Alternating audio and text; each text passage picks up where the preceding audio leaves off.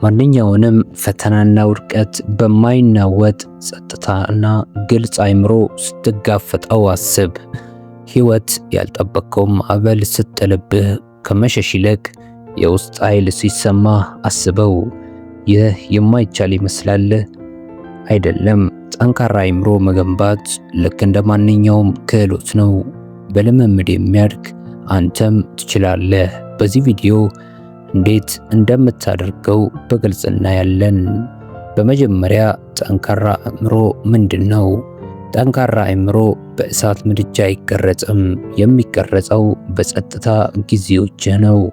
በአስቸጋሪ ወቅቶችህ እውነተኛ ማንነትህን መወሰን በሚኖርብህ ወሳኝ ቅጽበቶች ነው።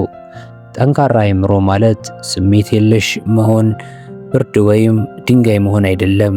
ምክንያቱም እጅግ ግትር የሆነ ነገር በቀላሉ ይሰበራል። ጥንካሬ ማለት ሕያው ጥንካሬ ነው። የሕይወትን መግፋትና መሳብ የሚረዳ ጥንካሬ። በዙሪያ ትርምስ ሲኖር ግልጽ አስተሳሰብ ማደለው። መሬቱ ከእግር በታች ሲንቀጠቀጥ አንተ ግን አለመንቀጥቀጥ ነው። ራስህን በጥልቀት ማወቅ ነው። ስለዚህ በጽናት መቆም ትችላለህ። ይህ ግትርነት አይደለም፣ የውስጥ ጸጥ ያለ ቁርጠኝነት ነው። ሌላው ነገር ሁሉ ሲወድቅ የምትመካበት ጥንካሬ ነው።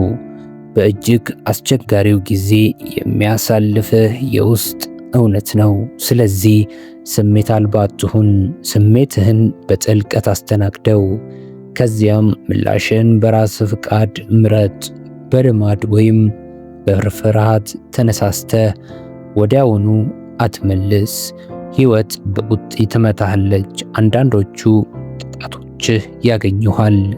ነገር ግን ጠንካራ አእምሮ ያለው ሰው ጉዳቱን ብቻ አይቀበልም፣ ከጥቃቱ ይማራል። ተጽዕኖን ለራሱ ይጠቀማል። እንደገናም እግሩን አጠንክሮ ይቆማል። ከበፊቱ በበለጠ ጥንካሬ። እውነተኛ የመቋቋም አቅም ማለት ይህ ነው። ወደ ነበሩበት መመለስ ብቻ ሳይሆን ወደፊት መዝለቅ ነው።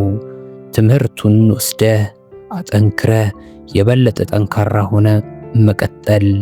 በነፋስ በሚወዛወዝ ቅጠልና ስሩን በጥልቅ በተተከለ ዛፍ መካከል ያለው ልዩነቱም ይህ ነው። አውሎ ንፋሱ ሲያልፍ ዛፉ እንደገና ወደ ፀሐይ ይዘረጋል። ጠንካራ አእምሮን እንደማይሰበር ብረት አታስበው፣ ይልቁንስ እንደ ተቀነባበረ ተለዋዋጭ ብረት አስበው። መታጠፍ ይችላል። አዎ መታጠፍ አለበት፣ ምክንያቱም ሕይወት ከባድ ጫና ማምጣቷ አይቀርም፣ ግን አይሰበርም። ዋናው ነገር እሱ ነው። የውስጥ ጫናዎች፣ የሚያንሾካሹኩ ጥንካሬዎችና ፍርሃቶች ሁሉም በማይሸነፍ የውስጥ ጸጥታ ይከፈታሉ። ውጫዊ ማዕበሎችም እንዲሁ። ትችቶች፣ ውድቀቶች፣ ያልታሰቡ መሰናክሎች። ይህ አእምሮ መላመድ ያውቃል፣ መቀበልም ያውቃል። አዲስ ቅርጽ ያገኛል፣ ግን ሁልጊዜ ወደ እውነተኛ ማንነት ይመለሳል። ይህ ግትርነት ሳይሆን ስሩን በጥልቅ የሰደደ ተለዋዋጭነት ጥንካሬ ነው። ሕይወት የምትልከውን እጅግ ኃይለኛ ንፋስ መቋቋም የሚችል ጥንካሬ። ስለዚህ ይህንን እንደ ጥሪ ተመልከተው።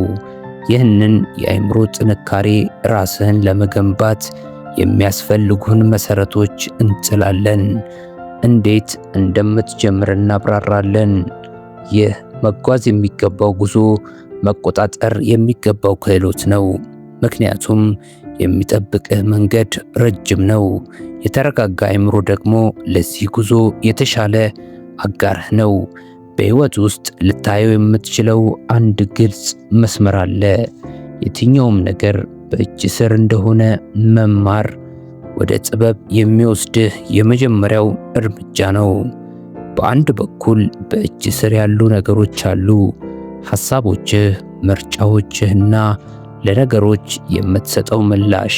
በሌላ በኩል ደግሞ ሌላው ሁሉ አለ። የአየር ሁኔታው፣ የገበያ መለዋወጥ፣ ጎረቤት ስላንተ የሚያስበው።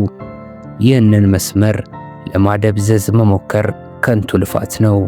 የራስህን መርከብ ከመምራት ይልቅ ውቅያኖሱን ለመቆጣጠር እንደ መሞከር ይቆጠራል።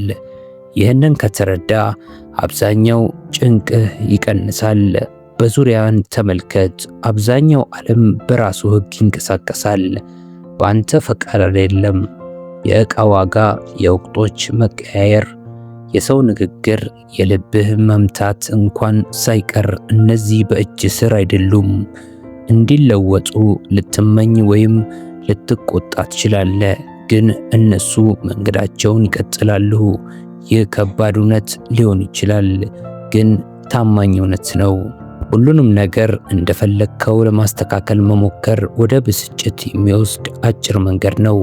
ሰዎች በዝናብ ላይ ይቆጣሉ፣ በትራፊክ ላይ ይናገማሉ። ከዓመታት በፊት ስለተደረገባቸው ትንሽ በደል በትራፊክ ላይ ይራገማሉ። ከዓመታት በፊት ስለተደረገባቸው ትንሽ በደል እስካሁን ይበሳጫሉ። ይህ ጊዜና ኃይል ማባከን ነው። ንፋስን እንደ መምታት ወይም ከድንጋይ ጋር እንደ መከራከር ነው። እንዲህ አይነት ጦርነት ባዶና መራራ ያደርግሃል። እና ለምን? ዝናቡ አሁንም ይወርዳል፣ ትራፊኩም ይቀጥላል። ያለፈውም አልፏልና ኃይልህ ውስን ነው። እሱም ውድ ሀብት ነው። ልትቀይረው በማትችለው ነገር ላይ ኃይልህን ማውጣት ገንዘብህን ታች ወደ ሌለው ጉድጓድ እንደመጣል ነው። ጥንካሬህን ጠብቅ። ለእውነተኛ ሥራ ትፈልገዋለህ። ታዲያ እውነተኛ ኃይል ያለው የት ነው?